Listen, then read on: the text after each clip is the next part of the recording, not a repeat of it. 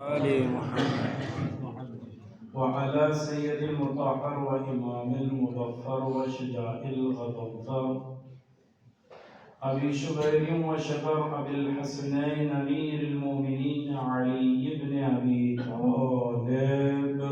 اللهم صل على محمد وآل محمد وعلى أهل بيته الطيبين الطاهرين المعصومين المنتجبين، لا سيما على بقية الله الأعظم الحجة الثاني عشر المهدي المنتظر. اللهم صل على محمد وآل محمد. ولعنة الله على أعدائهم أجمعين من الآن إلى قيام يوم الدين. أما بعد فقد قال إمامنا الصادق عليه أفضل الصلاة والسلام في خطبته المباركة: أيها الناس، لا يستغني الرجل عن عشيرته. صلى الله عليه وسلم. اللهم صل على محمد وآل محمد. سلامتی امام زمان کے لیے بہترین صلوات اللهم صل على محمد وآل محمد. ہم سب کو دنیا میں زیارت امام حسین، آخرت میں شفاعت امام حسین نصیب ہونے کے لیے بہترین صلوات صل على محمد وآل محمد. اس مرحوم کی مجلس کے لیے ہم سب ظہیر عباس ان کی مغفرت اور عالمین میں جگہ ملنے کے لیے اور ان کے قبر میں ولایت علی کے ذریعے سے قبر منور ہونے کے لیے بلندترین صلوات محمد. اللهم صل على محمد وآل محمد. قبل اس کی کچھ باتیں عرض کروں، آپ حضرات سے گزارش گزار ہوں، علیکم رسول حمد قیمت رسول خمان ہے. بس تبرکن و ترمنن کی باتیں عرض کرتے ہوئے حضرت مسائل کی طرف آؤں گا. مصحف ناطق حضرت امام جعفر صادق علیہ الصلاۃ والسلام. اللهم صل على محمد وآل محمد. نے ارشاد فرمایا اپنے خطبے میں جو امام کی طرف یہ خطبہ منسوب ہے، گویا علم ترجیل میں درخت کے ذریعے سے خاندان کو تشبیہ دی جاتی ہے، اور اس کی طرف معصومین نے بھی ارشاد فرمایا ہے. جیسے کہ معصوم نے فرمایا: الاب اصل والعلم فرع، باپ جڑ کے مانند ہے اور بیٹا اور اولاد اس کی شاخیں ہیں. یعنی تین کلمے استعمال ہوتے ہیں: ایک قبیلہ، ایک عشیرہ اور ایک اسرہ. اس کو سمجھنا ہو تو علم ترجیح کے اندر مثال بہترین طریقے سے دی جاتی ہے. ہر اسرہ متصل ہوتا ہے، تناسب قرار پاتا ہے اس سے ایک عشیرے سے، اور ایک عشیرہ ایک جڑ سے متصل ہوتا ہے. اسے جڑ کو کیا کہا جاتا ہے؟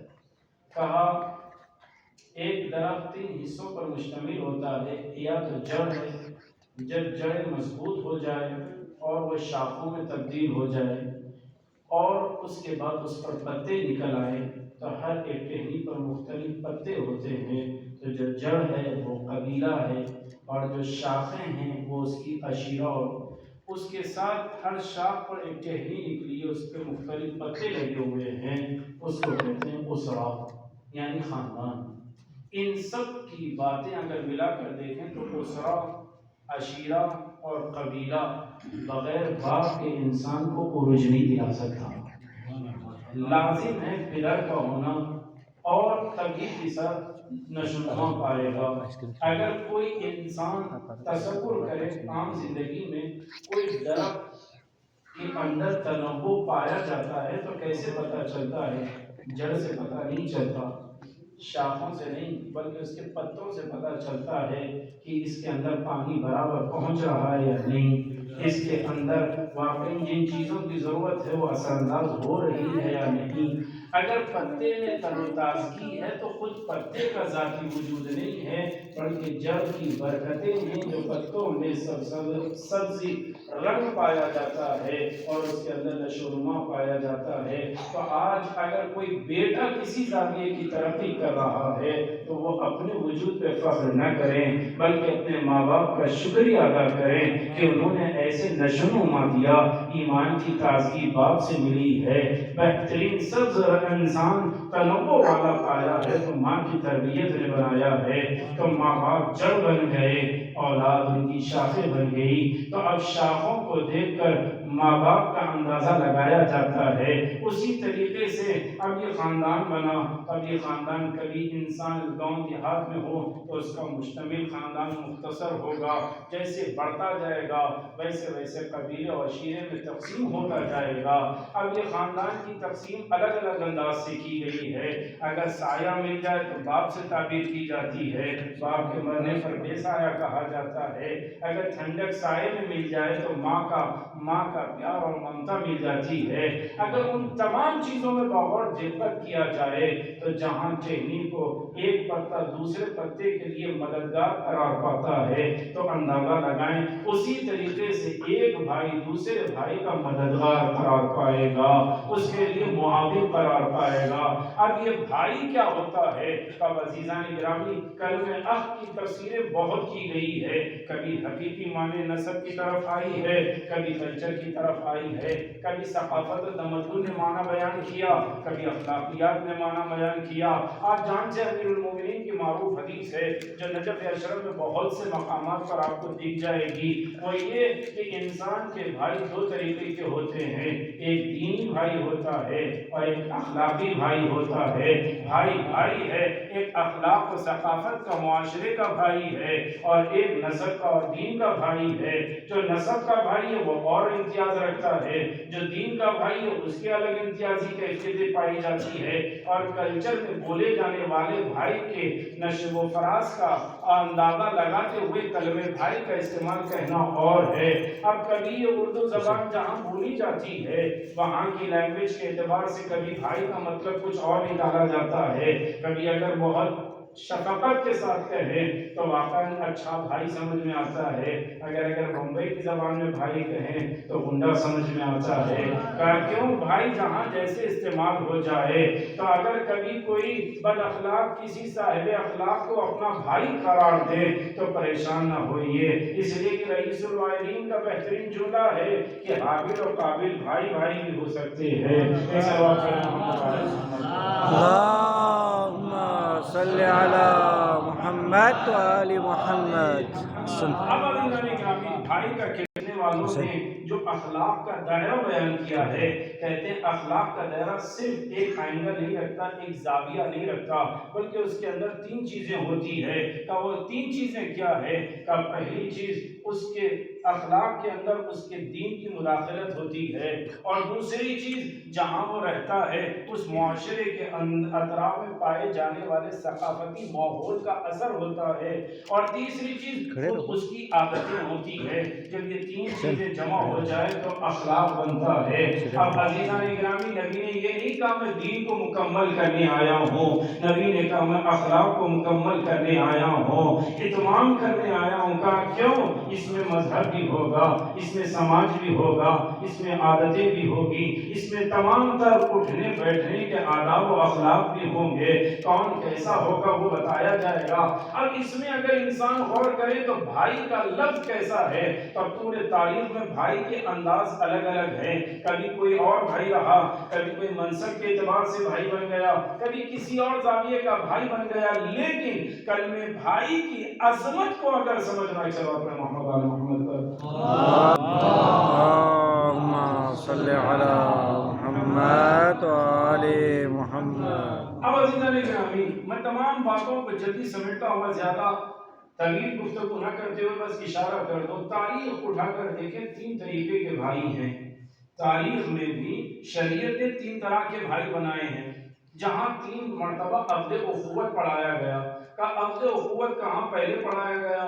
کا مکے میں جب نبی کریم صلی اللہ علیہ وآلہ وسلم نے دعوت نبوت فرمایا اور عقلی پیمانے پر لوگوں کو دعوت دی کہ تفکر کرو، تدبر کرو، تأمل سے کام لو اور کلمہ طیبہ پڑھ لو، اور اپنے بدن مطہر سے ایسے اعجاز دکھائے، ایسی کرامتیں دکھائی کہ اگر نبی کنکری لیں تو ہاتھ میں کلمہ پڑھنے لگے، اگر نبی قحط زدہ زمین پر قدم رکھ دے تو ہریالی نکل آئے، سوکھے کے کنویں میں اگر لعاب دہن ڈال دیں تو چشمے پھوٹ پڑیں. اگر وہ نبی اگر کسی درخت کے قریب چلا جائے تو وہ درخت سوکھا ہو تو سر شاداب ہو جائے اور ہریالی میں تبدیل ہو جائے. زمین کیسے بھی ہو, نبی جب چلے تو بادل سایہ فگن ہو جائے. وہ نبی جس کے لیے محقق طوسی علیہ رحمہ لکھتے ہیں کہ ہر مرتبہ نبی ایک جگہ کھڑے ہو کر خطبہ ارشاد فرمایا کرتے تھے. ایک روز اس سے جدا ہو کر دوسرے طرف کے قریب جا کر خطبہ دینے لگے تو رونے کی آواز آئی. اصحاب نے ادھر دیکھا ادھر دیکھا, کہا رونے کی آواز تو آ رہی ہے, رونے والا نظر نہیں آ رہا ہے. یا رسول اللہ یہ رونے والا کون ہے؟ کہا دیکھو ہر روز میں اس درخت کے قریب جا کر خطبہ دیتا تھا تو آج اس سے جدا ہو گیا تو میری جدائی میں درخت رونے لگا. تو ابن حسن نونہوی صاحب کا جملہ ہے, اس زمانے کے درختوں میں تو شعور تھا کہ وہ ایمان لائے, بدبختوں میں شعور تھا نہیں کہ وہ ایمان لائے. واہ واہ ماشاءاللہ حسن. تو اس زمانے کے حالات دیکھتے ہوئے وہ نبی مکے میں آنے کے بعد اتنے آسان سے بشارت جنت دے رہے ہیں, ضمانت لے رہے ہیں بہشت کی. کہہ رہے قولوا لا الہ الا اللہ تفلحوا, لا الہ الا اللہ پڑھو جلدی چلے جاؤ. نہ نماز کا مرحلہ ہے, نہ روزے کی کیفیت ہے, نہ حج کی زحمت ہے, نہ عمرے کے بارے میں کوئی احکام.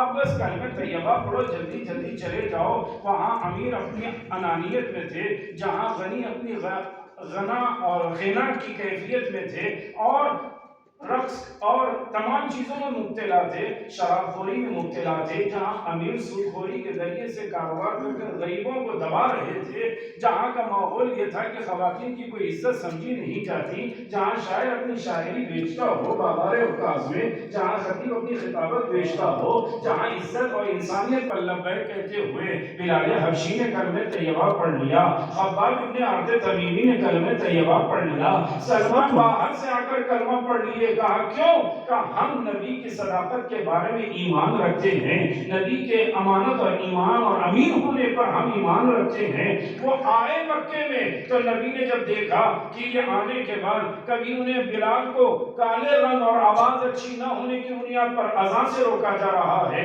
کبھی سلمان محمدی کو قریب آنے نہیں دیا جا رہا ہے, تو نبی نے بھی رخ بدلا اور کہا لا فرق بین العرب والعجم الا بالتقوى. عرب و عجم میں کوئی فرق نہیں ہے جب تک کہ اس کے اندر تقوی نہ پایا جائے. جہاں سلمان کو لوگ دور کر رہے تھے بزم نبوت میں اور مسند ختم رسالت پر, نبی نے انہیں بلا کر قریب کر کر کہا سلمان منا اہل البیت, سلمان ہم میں سے ہیں. اب لوگوں نے کہا یہ تو بزم نبی کی بات ہے, اب عوام قاری سے دلائی جائے گی, لہن اچھا ہوگا, سر اچھی ہوگی, آواز اچھی ہوگی تو ہمارے اوپر فخر ہوگا. لوگ دیتے گئے. آسمان اذان ایک آسمانی نغمہ ہے. ایک کتاب موجود ہے زادر حسین صاحب اللہ محترم کی, اس کے اندر موجود ہے 25 سے زیادہ قاری اذان دے چکے, لہرا لہرا کی آواز دیتے گئے اور آوازیں سر بدلتے بدلتے آوازیں دیتے گئے. آنے کے بعد انس ابن مالک نبی کے خیمے کے قریب آ کر کہتے یا رسول اللہ تشریف لائیے, اذانیں ہو چکی ہے, ایک دو مرتبہ نہیں کئی مرتبہ, آپ آ کیوں نہیں رہے ہیں؟ تو اندر سے آواز آئی پیغمبر کی ابھی فجر کہاں ہوئی ہے جو اذان دی جا رہی ہے؟ بلال سے کہو کہ جب اذان ہوگی تبھی فجر ہوگی. اللہ نے کہا سنو, ایمان لانے والے کے لیے رنگ روپ معیار نہیں رکھتا, ملت و ذات معیار نہیں رکھتی ہے, بلکہ کلمہ توحید پڑھو, چاہے خیر ہوگا وہ اپنا کہلائے گا اور اگر اپنا کلمہ نہیں پڑھے گا تو خیر ہو جائے گا. ماشاءاللہ. صلوات محمد وعلی محمد پر. اللهم صل على محمد وآل محمد. لہذا جب آئے تو عرب کے قریب عجم آئے, جہاں عرب افتخار کے ساتھ بیٹھے تھے وہاں کلمہ پڑھ کر عجم پہلو میں بیٹھنے لگے. رنگ روپ کے فخر کرنے والے, عطر لگا کر فخر کرنے والوں کے پہلو میں وہ لوگ حبشی غلام بھی آ کر بیٹھنے لگے. اب کیا عالم ہوگا, کس عالم کی کیفیت کی مرحلے کی منظر کشی کی جا رہی ہوگی. وہاں پر بیٹھنے کے بعد نبی نے جب دیکھا کہ ان کے حالات ایسے ہیں, پہلو میں تو بیٹھے ہیں لیکن چہرے صحیح نہیں ہے، کبھی کوئی ادھر دیکھ رہا ہے، کبھی کوئی ادھر دیکھ رہا ہے۔ متوجہ رہیے گا، عزیز و اشارہ کافی عاقل کے لیے، کبھی ادھر دیکھنے والے تھے، کبھی ادھر دیکھنے والے تھے۔ نبی نے نہ کہا عملاً ہم انہیں سمجھائیں گے تاکہ وہ ادھر دیکھے نہ ادھر دیکھیں۔ صراط مستقیم پر چلنے کے لیے عرب کو عجم کا بھائی بنایا، عقد اخوت کروائی، کہا لاؤ ہاتھ آگے بڑھاؤ۔ عرب نے ہاتھ آگے بڑھایا، عجم نے اس پر ہاتھ رکھا، اب کلمہ پڑھ کر کہو تم ایمانی بھائی ہو۔ اب یہ نہ دیکھنا یہ حبش کا ہے، یہ نہ کہنا یہ فارسی ہے، یہ نہ کہنا کوئی اجنبی ہے، بلکہ کہنا یہ ہمارا ایمانی بھائی ہے۔ اب دفاع کرنا تو مکے میں کلمہ اخوت، عقد اخوت پڑھایا گیا تو کس اعتبار سے پڑھایا گیا؟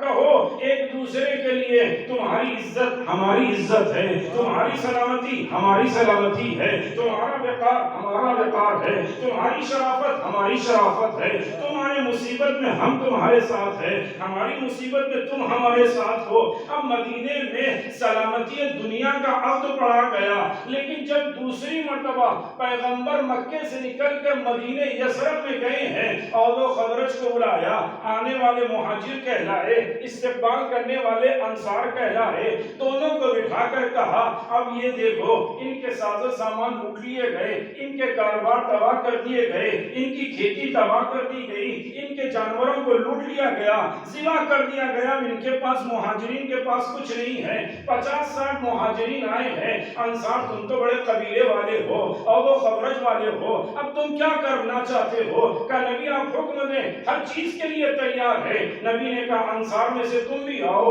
اور مہاجر تم بھی آؤ۔ اب نبی نے دوسری مرتبہ عقد پڑھوایا، عقد اخوت، کہا اب مہاجر کا ہاتھ انصار تھام کر کہے گا کہ تم میرے بھائی ہو۔ کا فرق کیا ہوگا؟ کا فرق یہ ہوگا مکے میں سلامتی کا عقد پڑھا گیا تھا، عزت و شرافت کا پڑھا گیا تھا، اب مدینے میں کس کا عقد پڑھایا جائے گا؟ نبی نے کہا کہو میری جائیداد میں تمہارا بھی حصہ ہے، میرے کاروبار میں تم بھی شریک ہو، میرے منفعات میں تم بھی ہمارے شریک رہو گے۔ یہاں پر نبی نے جائیداد اور اس کے مالی تمام چیزوں میں مدینے میں شریک بنا کر کہا مکے کا بھائی دنیا کی سلامتی لائے گا اور مدینے کا بھائی وہ ہوگا جس میں منفعت ہوگی، جس کے اندر جائیداد کا مرحلہ ہوگا، کاروبار کا شریک ہوگا۔ یا رسول اللہ سلامتی دنیا کا بھائی مل گیا کلمہ پڑھنے سے، مدینے کے عقد سے ہمیں کاروبار کا فائدہ ہو گیا، دولت کا فائدہ ہو گیا، ثروت کا فائدہ ہو گیا، مال و ثروت کا فائدہ ہو گیا، اب کوئی اور بھائی بنے گا۔ کہ امام صادق نے کہا اللہ کے حبیب نے غدیر میں ایک اور بھائی بنایا، مکے کا بھائی اور تھا، مدینے کا بھائی اور تھا، اب غدیر میں کہا کیا کرنا ہے؟ علی کو اٹھا کر کہا من کنت مولا فہذا علی مولا، سب نے کہا علی ہمارے مولا ہے۔ ارے جس نے قبول نہ کیا مجبور میں ہی میں آ کر کہنے لگا علی آپ ہمارے مولا ہے۔ نبی نے کہا ایسے نہیں، اپنا ہاتھ آگے بڑھاؤ، دوسرا علی والے کا ہاتھ میں رکھ کر یہ وعدہ کرو اپنے اخوت میں کہ اگر اللہ محشر میں ہمیں جنتی بنائے گا تو میں اس وقت تک جنت میں نہیں جاؤں گا جب تک میرا غدیری بھائی میرے ساتھ نہ چلے۔ اب میں کہوں گا یا رسول اللہ مکے کا بھائی اور تھا، مدینے کا بھائی اور تھا، غدیر کا بھائی اور ہے۔ کیا سنو مکے کا بھائی دنیا کی سلامتی لانے والا تھا، مدینے کا بھائی تمہیں زر و مال دولت ثروت دینے والا تھا، لیکن ولایت والا ارے تمہارا بھائی نہ دنیا کو چھوڑو آخرت میں بھی جہاں لوگ اپنی اولاد سے بھاگیں گے،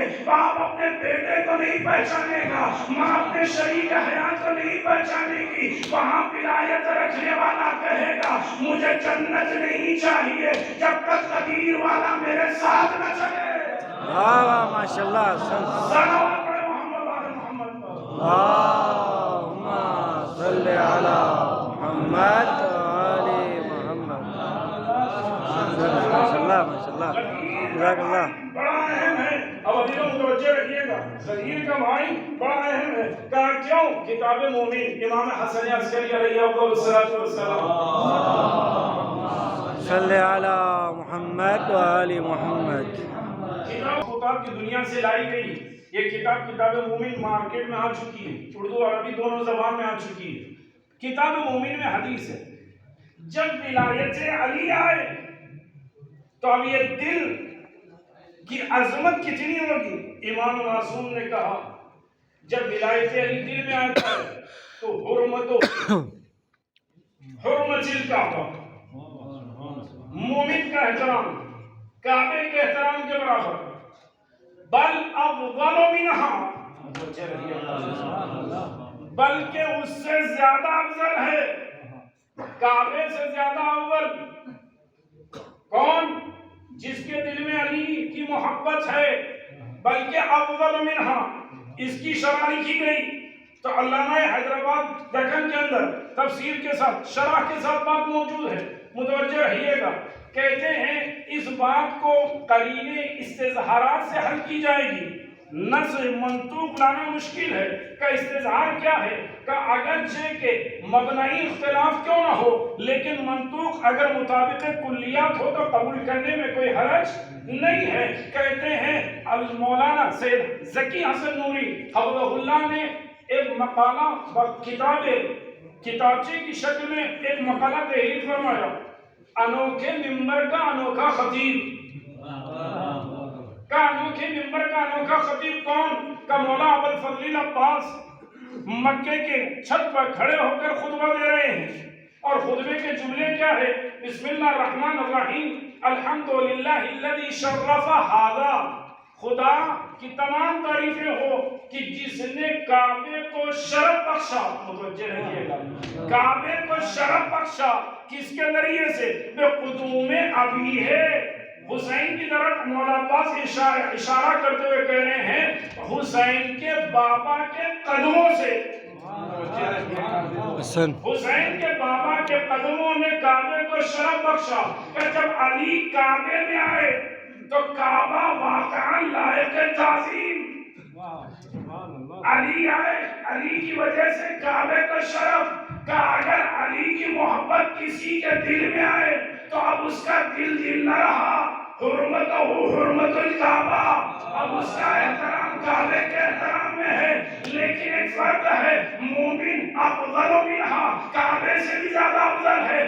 کیوں؟ کعبہ پتھر والا ہے، اس میں حرکت نہیں ہے، رشتہ دار نہیں ہے. لیکن علی والے میں جان بھی پائی جاتی ہے، اس کے رشتہ دار بھی پائے جاتے ہیں، یا اس کا احترام کعبے سے بھی افضل ہے.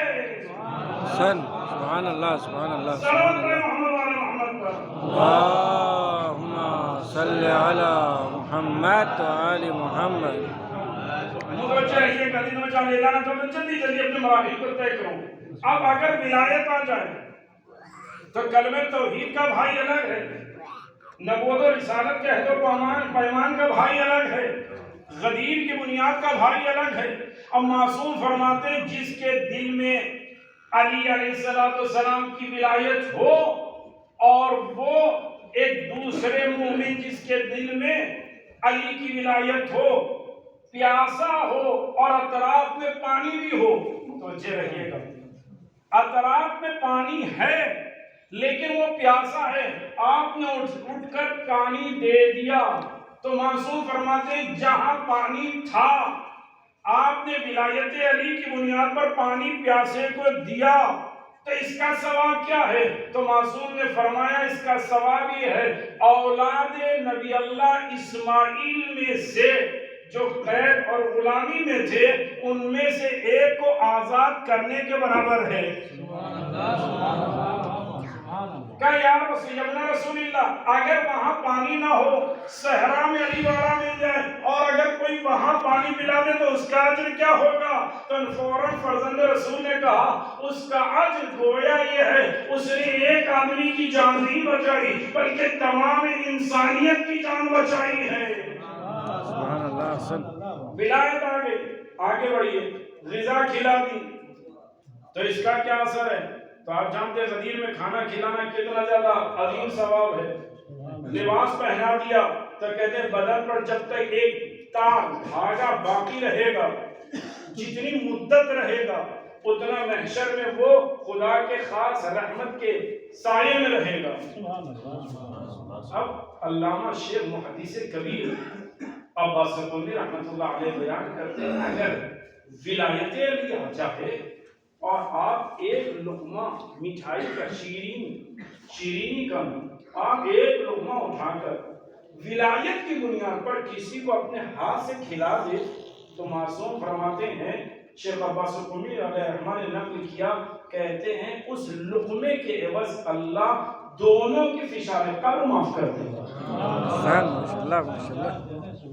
کیوں؟ ولایت علی کر انسان نسب نہیں دیکھتا، وطن نہیں دیکھتا، رنگ روپ نہیں دیکھتا، مذہب و ملت نہیں دیکھتا، بلکہ خدا کی خوشنودی کے لیے ولایت علی پر آگے بڑھتا جاتا ہے، تو پھر جتنا وہ آگے بڑھتا جائے گا آل محمد سے اتنا قریب ہوتا جائے گا۔ اب جتنا آل محمد سے قریب ہوتا جائے گا اس کی منزلت اتنی بڑھتی چلی جائے گی۔ جملہ آپ کے حوالے ہے دیدو، ائمہ کو دیکھ کر ان کا دفاع کرنا اور ہے، غیبت کے زمانے میں امام کا دفاع، اہل بیت کا دفاع کرنا اور ہے۔ اہل بیت نے اپنے زمانے میں جس نے بھی جیسا دفاع کیا انہیں منا کی سند دی، سلمان منا اہل بیت کی سند دی، لیکن رشتہ نہ بتایا۔ لیکن غیبت کے زمانے میں شیخ محمد بن محمد ابن نعمان نے المعروف شیخ مفید اپنی کرسی تدریس لگا کر آل محمد کا ایسا دفاع کیا کہ مرنے کے بعد وقت امام نے یہی کہا، اے میرے بھائی شیخ مفید، کہا کیوں؟ جب رتبہ علم کے اعتبار سے دفاع آل محمد کا بڑھتا ہے تو وقت کا امام اسے اپنا بھائی کہتا ہے۔ صلوات پڑھے محمد و آل محمد۔ اللہم صلی علی محمد و آل محمد۔ جہابہ اخ اور اخوت بہت اہم شے کا نام ہے۔ بس دو جملے سنیے گا تو آخری مرحلے کو طے کروں، وہ یہ کہ جب بھائی الگ الگ انداز سے بنتے، کیونکہ مجلس مختصر ہے، تفصیل میں نہ جاتے ہوئے اشارہ دیتا ہوا چلو، مکہ مدینہ اور قدیم کے بھائی تاریخ کے اعتبار سے روایت کی روشنی میں موجود ہیں، لیکن تاریخ دانوں نے بھی، بعض تفسیر والوں نے بھی، مورخین نے یہ لکھا، انبیاء کے اولاد میں بھائی تو تھے لیکن لڑنے والے تھے۔ حابیل و قابیل میں قاتل و مقتول کی بحث، یوسف صدیق اور دیگر بھائیوں میں کنویں میں ڈالنا اور توبہ نہ کرنے کی بحث، کبھی باپ ان سے عاجز، کبھی باپ ان سے عاجز، کبھی جناب نوح کے بیٹے کے لیے اللہ کہتے ہیں تمہارے اہل میں سے نہیں۔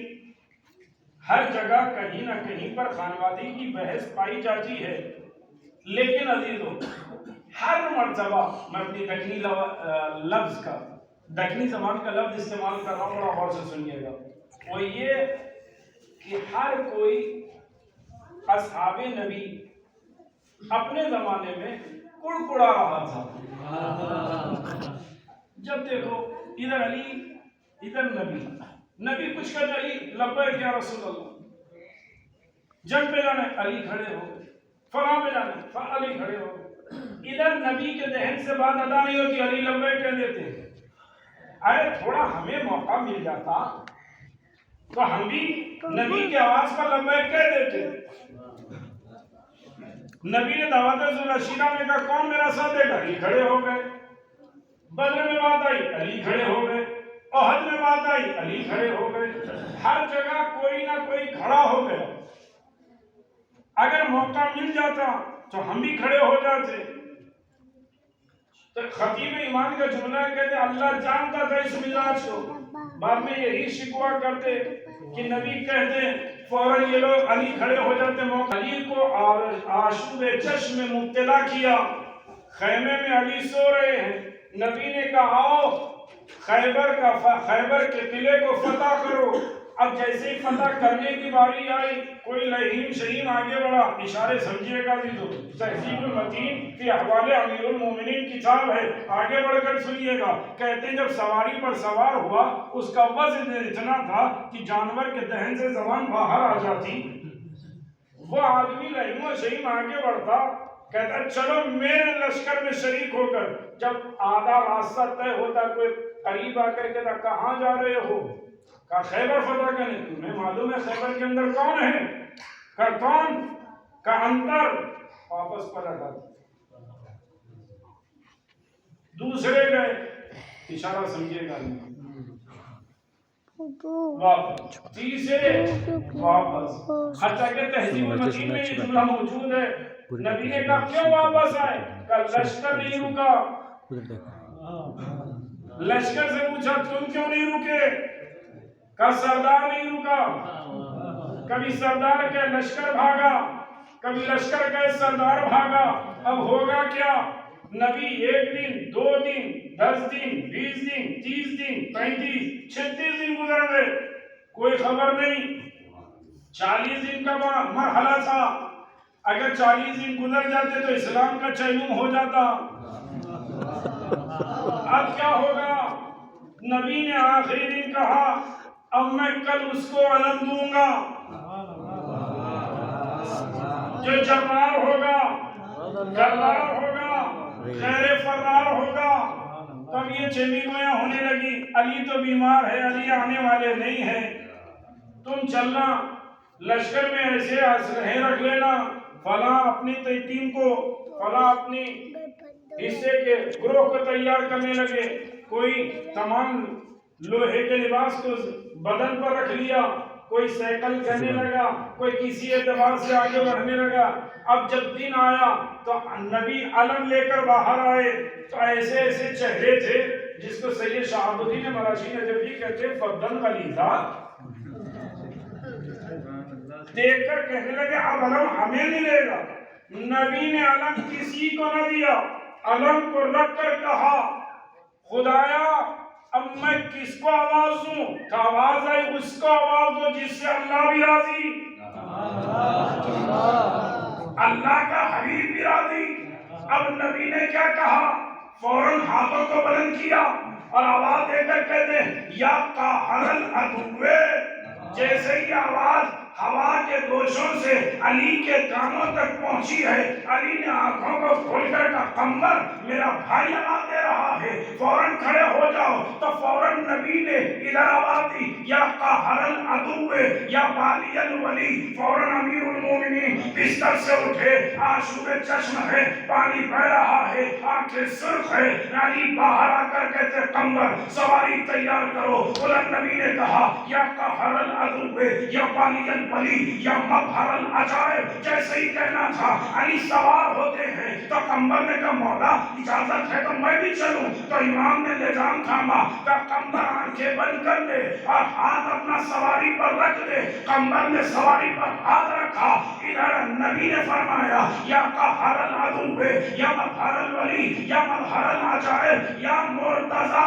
علی۔ اب اتنا کہنا تھا، جبریل کہتے میں نے دیکھا ایک طرف نبی ہے ایک طرف علی ہے، یا یہ جملہ بدل کر کہو ایک طرف ایک بھائی ہے ایک طرف دوسرا بھائی ہے، بھائی مصیبت میں بھائی کو پکار رہا ہے۔ میں نے دیکھا جب ایک دوسرے کو آواز دے رہے ہیں، میں نے انتظار نہ کیا، جیسے ہی نبی نے کہا یا والی الولی یا قاہر العدوے یا مظہر العجائب یا مرتضی علی، میں نے زمین کو پکڑا، ایسا کھینچا کہ نبی نے کہا نادے علی، علی سامنے آ گئے،